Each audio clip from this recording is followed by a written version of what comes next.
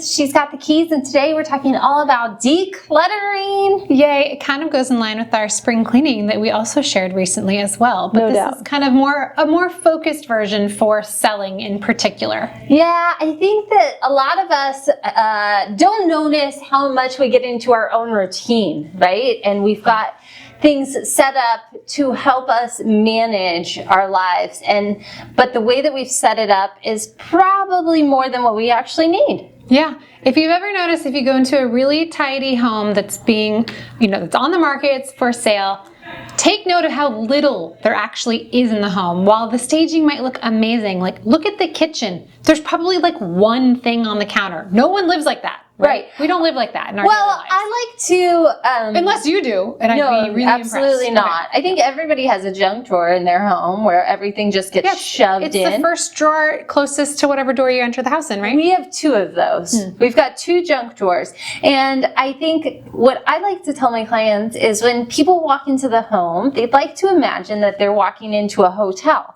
And in a hotel room, we don't have stuff everywhere. No, we just have one Bible. Right. There's a Bible, and then maybe there's some pieces of artwork and lots of throw pillows. Those are great. But otherwise, there's not all the rest of the detritus out and all over the place. Yeah. So that's kind of what we're honing in on today. I think a lot of people imagine when they sell their home that they have to get rid of everything, and I don't think that's the case. I think you just got to tidy up and pull out some of the unnecessary clutter that fills our lives. Yeah, absolutely. Because it really is the first impression of your home when that buyer walks in. If they see clutter or anything that feels super personal, and we've talked about that a lot when we're talking about getting your home ready to sell, anything that feels super personal to someone else is going to take the buyer out of that experience of imagining their own life in your home.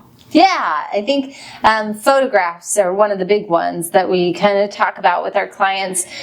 People don't want to imagine what your life was like here. They want to imagine what their life might become. And if they're constantly inundated with photographs of how you spent your last 30 years together, that might be a little bit challenging for them. Yeah, plus decluttering your house is going to aid in better photos for your listing, and photos are the first thing that any buyer is going to see in your home. How many times have you seen a listing where they take a picture of the kitchen and all of a sudden you're like, they didn't get rid of like 3 appliances on the counter that I'm sure did not need to be photographed in this scenario. Yeah. I don't need to see that you have a French press, a Keurig, and a coffee pot, because it's just, why do you have that much on your counter? Because I don't even drink coffee. I'm strictly energy drinks. Oh, there you go. Yeah. So like, that's not for me. That's not my place. I don't need to be there. My favorite, this is a tangent, my favorite is when you see photographs of the bathroom and there is an empty toilet paper roll. Oh yeah. Sitting next to the toilet.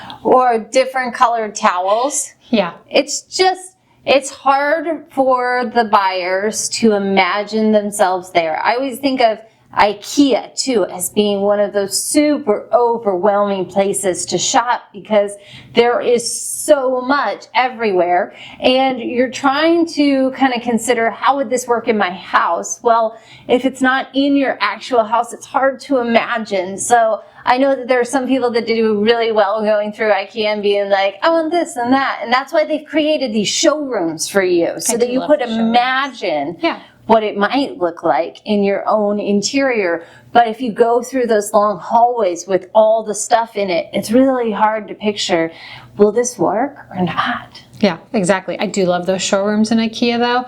They work. They make like a 200 square foot space seem like all I would ever need in the world. And then of course I go to my house and I'm like, why is my house not bigger? Yeah, and have you ever been through an IKEA and seen like families just chilling in some of those showrooms? Oh yeah, people go there to like legitimately hang out. Hang out. There's a knitting group that goes there. That goes to IKEA? Goes to IKEA and sits in the food court. Nice. Fun fact. Nice. I'm building my kitchen, so I'm at IKEA a lot. And I've seen them there. We love a good deal, guys. We are not harping on IKEA and just trying to get you to that mindset of the buyer. And I think when you have been living in a property for so long, you really cherish a lot of these items. And we're not telling you that those items aren't special. We're just telling you that the next person who's going to occupy the home is going to imagine a different setup for themselves. Exactly. Yeah. All right, so why is decluttering important? I think first of all, because you're gonna have to move out of this house anyways, getting a handle on what it is you actually need to live for these next 60 to 30 days is going to help you reduce the amount of pressure of moving everything all at once. That's the first thing. Is Get half your stuff moved already. Right, like put it in a pod. Put it in your garage. Find a storage unit to kind of pack it up and set it away so that you are really working with just the bare minimum. Yeah, exactly. The psychology of the space, we touched on this. People are not looking to buy your home. They're looking to buy their future home. They don't need to see your knickknacks, right? So again, you probably don't need those knickknacks to live for 30, 60 days. Put those away. It's going to help you when it's time to actually move. And it kind of takes some of that emotional toll out of selling your house early on, because you're not doing all of it when you're under contract. You're kind of packing away some of those memories before it starts. You've started that emotional journey, and that's going to really help you, just move forward with the sale of your home. And I don't know if any of you guys watch Marie Kondo, but she talks about, does it bring you joy? I think over the years, we are really good at collecting knickknacks, like you say, or items that maybe we're no longer using or want or need. And so this is a good time to give that to a Goodwill or give it to a friend. Please don't give it to your children because they don't want it. I promise you, they don't want it. Yeah, my mom is very good at organizing, so she keeps just telling me that she has lots and lots of boxes with my name on it, and that it's not up to her to get rid of them. And the fact that I know one day I'm gonna have to go over there and go through 65 binders of old musical theater scores that don't want to decide if they mean anything to me or not. But I know that's on my list of things to do, because my mom is very good at decluttering, but she has a nice tidy pile of stuff that's now going to be my clutter. Luckily, my parents moved about 15 years ago, so a lot of our childhood stuff went away. But there are still times when she'll bring a load up to me. And I haven't seen this stuff in 20 to 30 years. Let's be real, because I'm 37 now. And so when you are, given a box of treasures, that you have lived without for so long. I mean, it is like a blast from the past. It's like opening up one of those boxes, time capsules, right? And you can feel the memories. But then I struggle with, what am I going to do with it now? Because it doesn't really hold the same emotional value that it did for my mom, who was saving it for me for all of these years. Take a picture of it. There you go. Great. Take a picture of it. That would be great too. You could make a scrapbook of this home and then let it go. Make a digital scrapbook. They don't even have to keep it anywhere. Because maybe in your new home, you want to buy some new things for yourself too, because you're imagining a new lifestyle for yourself. Perhaps you're downsizing, maybe you're even upgrading, but the new house is going to bring in new adventures, new opportunities, and you want to make space for that too. So I think as much as it's important to get in the mindset of the buyer, it's also important to let go and make space for new opportunities. And talking about making space, let's move on to what do we do kind of room by room? What's the advice that we would give people? So starting with the living room. I always tell clients, I would like to see 25% of your actual furniture and possessions in the home. So about 75% of it should go. In the living room, we want to really clean up and make sure the windows are accessible. So if you have very heavy dark drapes, that's going to be hard in a photograph. It works great when you want to block out the sun and you don't want to see your neighbors, all of that. But if you want folks to really imagine how big the space is, you want to bring in that light, you're going to want to work with kind of some sheer curtains so that you're still getting the natural light in there. You're going to want to make sure the walls are maybe a little bit lighter.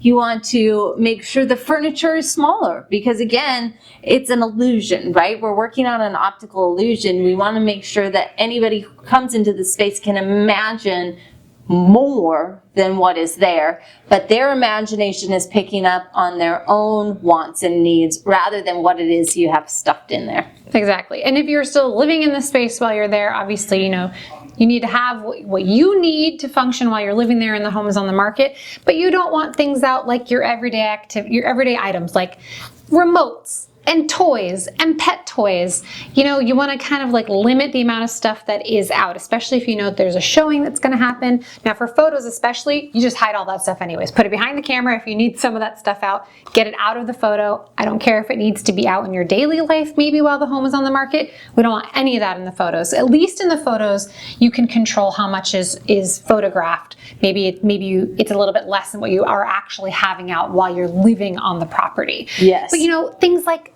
cords, like if you've got a bunch of phone cords or cords that lead to extension. Phone cords. How many people are using phone cords? No, I mean still? like when you plug your phone. Oh, got it. I thought you were talking about like a rotary phone. I was like, actually, if you have a rotary do you have a phone, landline? keep your landline in the photo. No, I mean like I'm thinking about like the side of my bed. My nightstand has like 5 power chargers, cords, and they all just sit on the floor. Hide that. If you need it in your daily life, again, keep it out while you're living there. It doesn't need to be in photos. Those kind of details, maybe the average buyer wouldn't see, but I promise you real estate agents' eyes just go straight to it. And we think, why didn't they take the time to move that? I wonder what else I didn't take the time to do. That is where my brain goes. I cannot stop it from doing that, but that is what it does when I see an empty toilet paper roll in a photograph in a bathroom. I think oversized furniture can be a real challenge too because it inhibits your ability to access the space. So if you have some really big couches, love seats, I would really encourage you to kind of think about putting those away in storage and looking at some maybe just 2 chairs instead, because now you can access more of the space. Because sometimes with those larger furnitures, which feel very like comfortable and homey and how you would live in the home, actually can signal to a buyer that this is all that is able to fit in this room. Like I am limited to a couch that barely fits in here, or if I put my couch here, the flow of the room is really off. When really that's maybe just how you as the seller we're fine living there, but it kind of limits the buyer's creativity. And we want to help the buyer have the most imagination in this house as you possibly can, which is why we keep saying less personal items, less personal items, less personal items, if that's something that is within your ability when you're selling. Yeah, I would say as far as shelves go, let's clear those off. Let's take as much off of there as possible and imagine just maybe a vase of fake flowers or a potted plant, something to that effect that doesn't have any sort of emotional connection. It looks clean and tidy, and it's not going to kind of generate some of these ick moments for the buyer. Yes, I've had a lot of ick moments showing homes. Like baby dolls or figurines. Yeah, if you've got some very personal collector's items that really aren't, accepted by the masses as like something cool to collect, I'm immediately going to think of your house as the weird doll house. Yep. And that's probably what we're going to call it with my clients. Forever, yeah. Which will be memorable, but maybe not for the right reasons. Not the right reasons, maybe guys. not the right reasons. Yeah. Yeah. Yeah. It's a fine line between still living there and having it feel like your home, but the whole point of selling your home is, I'm sorry, but it's not your home. It's not going to be your home anymore. So it's okay to let go of those personal touches that make it feel like it is your home, because the reality is your goal is for it not to be your home anymore. And those figurines, I bet, are really special. You're going to want to pack those up. You aren't going to want people to see those. Oh, you're going to want them immediately. You're going to want to open that box first at your new house. So pack them. That's right. That's pack them away now. Make sure they're safe. We touched on this for kitchens of kind of, how to keep your kitchen nice and clean, especially for photos.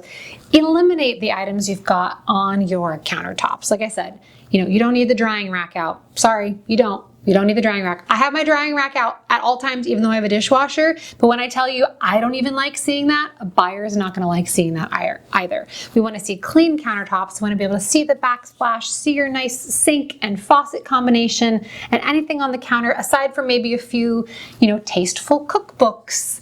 Sure. As decoration.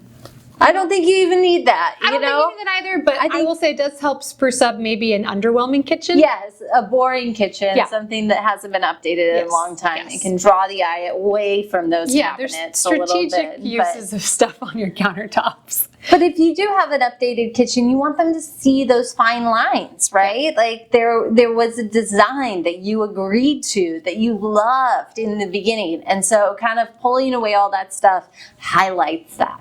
And another thing with kitchens is, yes, you're going to put, your stuff away in your drawers and your shelves and everything, but buyers are going to open the drawers and the shelves. All of them. They're going to open all of them. You know why? Because they're looking for storage, looking for if there's drawers, they're looking for soft closures on the cabinet doors. So while you are living there, while you do need to have some of your stuff, that's great. Keep 25% of what you need, because really you probably use the same 25% of your kitchen items Most anyways. of the time. Most of the time. Your pantry, just have a little less in there too, because they're trying to see how much they can fit. And if it's packed to the gills, they're immediately not going to think, wow, look how much I can fit. They're going to think this doesn't hold a lot because it's packed to the gills. Right. And anything that kind of has an odor, you guys, that's the other thing. Your fridge. Make sure your fridge doesn't. Exactly. Like if you are a great chef and you like to cook with a lot of garlic or curry, I love that for you. However, the folks walking through the house, they're going to smell that. And some people are very, very sensitive and don't like that. And so again, you don't want to limit your buyers just because of the way that you cook.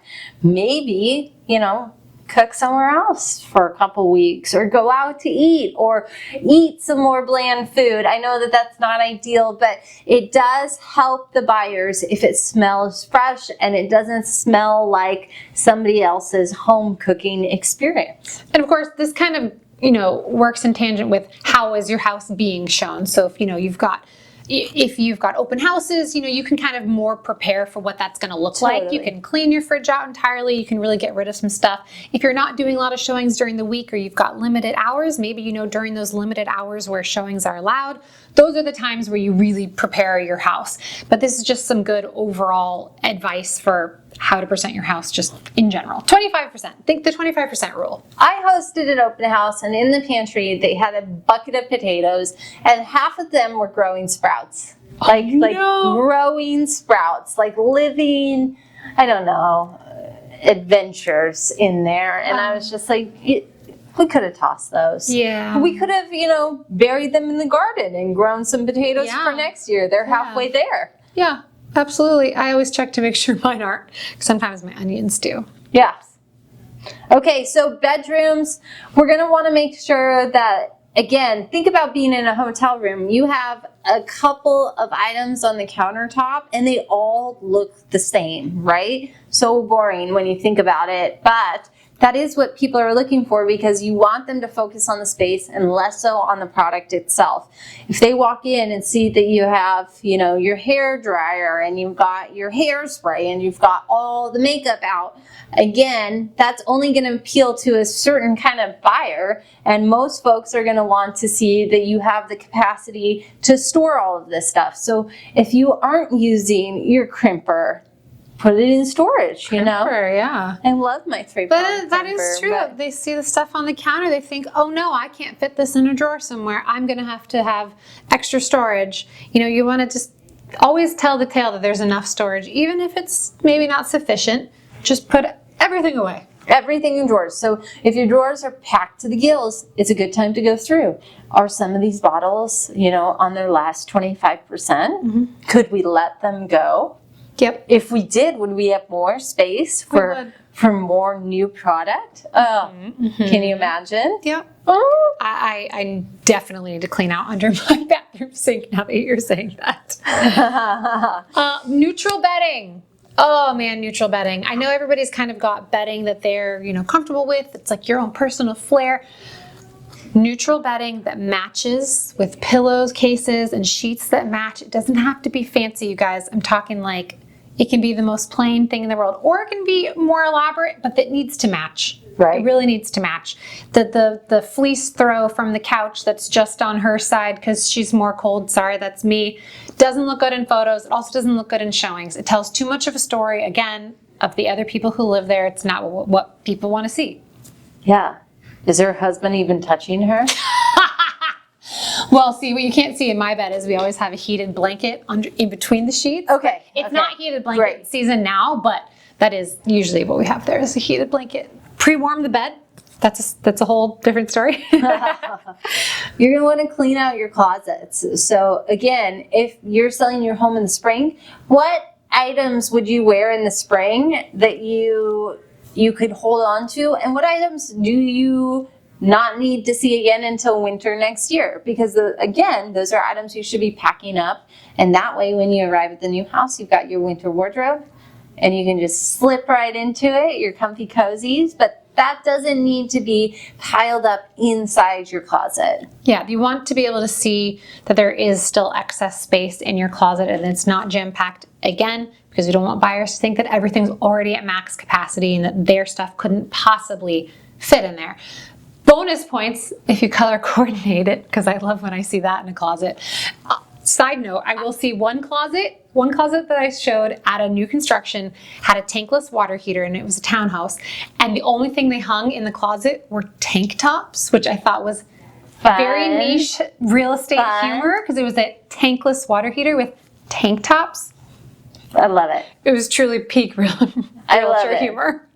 My closet right now is a disaster. We're in the process of redoing our bedroom, but I've got, a chest of drawers in there and I've got bags on the side. And so if I were going to sell my home right now, I would probably get rid of 75% again of that product so that it really looks like it's hanging. It looks like there's space for much more to go in it. And I might have to rewear those outfits over and over again, but I might also get a higher price point because I found a buyer who really loves what it is we're selling. Exactly.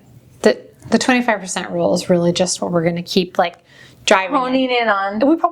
Let's face it, we probably only need 25% of what any of us even have anyways. Honestly, so I think it's true. It might be a good way to start. You might realize I didn't even need the other 75% of my stuff. And you might get rid of it. And exactly. I've found so many people who pack stuff up to move and then they get to their new spot and they never open those boxes. Yeah. They just sit in there. You're looking at someone who's had a lot of their stuff in boxes for years, and I can tell you what, half my kitchen stuff I do not need. So then you just gotta let it go. Marie Kondo it. I know. Once everything's complete and I have absolutely everything out of the boxes, I am definitely getting rid of things that do not spark joy. Yeah. In the words of Brie. Do you have a potato ricer? They're so big and they you put a potato in and you squish it through and it No. But now I do. No, you don't need one. Okay, well I have a lot of food processors that I don't use. I have a million different kinds of blenders, all that kind of stuff that I do not need.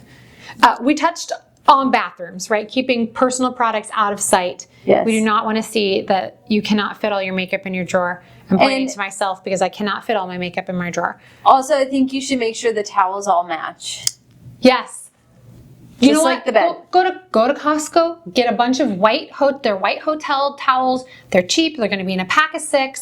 Put them up for photos, put them up for showings. If you want to use your personal towels in the meantime, go ahead and do that. And don't even touch the white ones. They're looking pretty and clean.